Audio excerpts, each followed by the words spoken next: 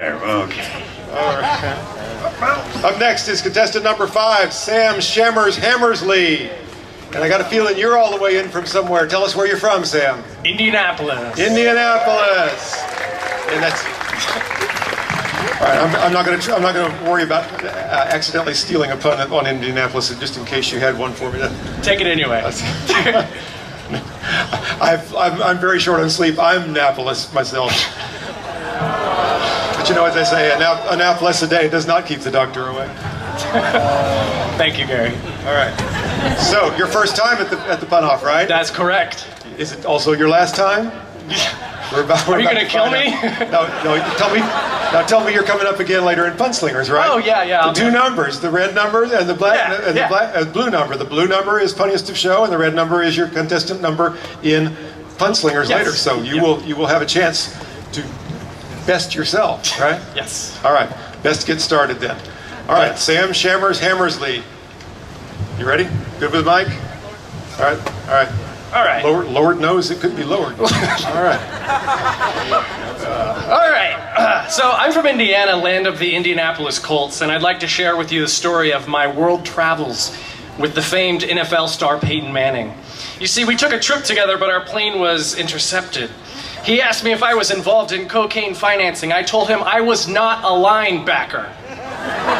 Things took a perfect spiral out of control. The terrorists had a petty monetary motivation. They just wanted their quarterback.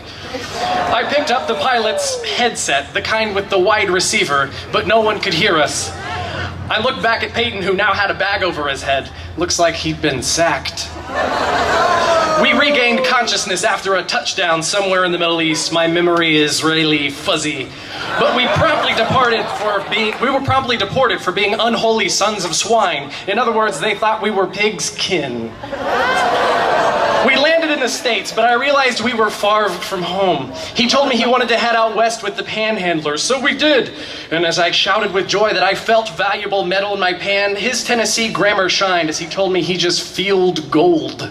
I told him he had better head back to Indy to helm at once. He replied in broken Spanish, Shammers, Indianapolis is not El Way.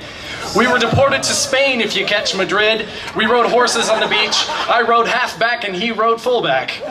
He got his nostrils pierced despite my warning that a nose tackle hurt. We went to the arena where he insisted on besting the giant horned animal, the Super Bull. I warned him the bull would feast on his weak vertebrae like a bird of prey, but he speared the beast, and when asked if he enjoyed it, he said it felt cathartic, a fun bull recovery.